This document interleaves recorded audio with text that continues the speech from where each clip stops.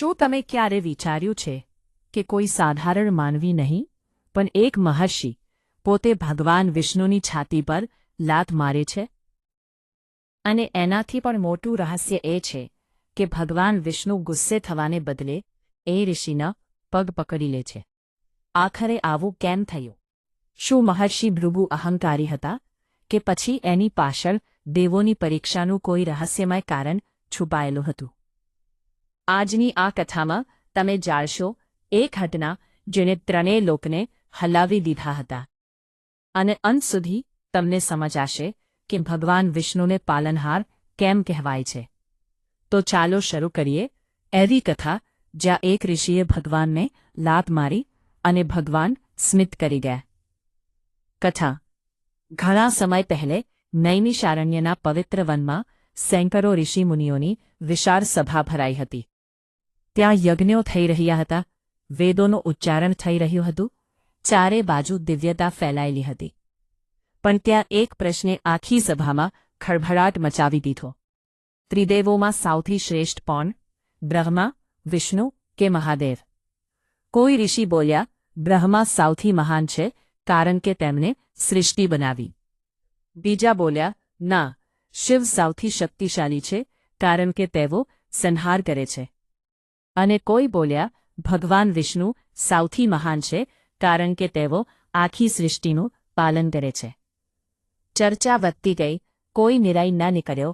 ત્યારે બધાની નજર ગઈ મહાન તપસ્વી મહર્ષિ ભૃગુ પર. સૂર્ય સમાન તેજવાળા ભૃગુને કહેવામાં આવ્યું, ઋષિવર, તમે જાતે ત્રિદેવોની પરીક્ષા લો અને કહો કે સૌથી શ્રેષ્ઠ કોણ છે. ભૃગુએ આંખો બંધ કરી થોડીવાર ધ્યાન કર્યું અને બોલ્યા, ઠીક છે, હું જાતે સત્ય શોધી કાઢીશ. પણ કોઈને ખબર ન હતી કે આ પરીક્ષા આટલી ભયંકર હશે. ભૃગુએ વિચાર્યું, અહીં પણ ક્રોધ છે, અને તરત ત્યાંથી ચાલ્યા ગયા. વૈકુંઠમાં પરીક્ષા. હવે વારો હતો વૈકુંઠ ધામનો, જ્યાં ભગવાન વિષ્ણુ શેષનાગ પર વિશ્રામ કરી રહ્યા હતા. ચારે બાજુ દિવ્ય પ્રકાશ હતો. દેવગણ સ્તુતિ કરી રહ્યા હતા. માતા લક્ષ્મી ભગવાનના ચરણ દબાવી રહ્યા હતા. ત્યાં મહર્ષિ ભૃગુ પહોંચ્યા, પણ આ વાર્તે તેમણે બધી હદો પાર કરી દીધી. ભૃગુ ઋષિ સીધા ભગવાન વિષ્ણુ પાસે ગયા, અને અચાનક તેમણે ભગવાન વિષ્ણુની છાતી પર જોરથી લાત મારી દીધી. આખું વૈકુંઠ કંપી ઉઠ્યું. દેવો ભયભીત થઈ ગયા. માતા લક્ષ્મી ક્રોધિત થઈ ઉઠ્યા. બધાને લાગ્યું હવે પ્રલય થશે. પણ ત્યારે કંઈક એવું બન્યું જેને આખી સૃષ્ટિને ચોંકાવી દીધી. ભગવાન વિષ્ણુ તરત ઉઠ્યા, પણ તેમના ચહેરા પર ક્રોધ ન હતો. તેમણે મહર્ષિ ભૃગુના ચરણ પકડી લીધા અને બોલ્યા, ઋષિવર, મારી કઠોર છાતીથી તમારા ચરણોને ઈજા તો નથી થઈ ને? આ સાંભળીને આખું વૈકુંઠ મૌન થઈ ગયું. જે ભગવાનનો એક ક્રોધ સંસાર મિટાવી શકે, તે પોતે પોતાનું અપમાન કરનારા ઋષિના પગ દબાવી રહ્યા હતા. ભૃગુની આંખો ભરાઈ આવી. તેમનો અહંકાર તૂટી ગયો. ભૃગુ ઋષિ ધ્રુજતા અવાજે બોલ્યા, પ્રભુ, આજે મને સમજાઈ ગયું. સાચી મહાનતા શક્તિમાં નહીં, વિનમ્રતામાં હોય છે. જેનામાં અહંકાર નથી તે જ સૌથી મહાન છે.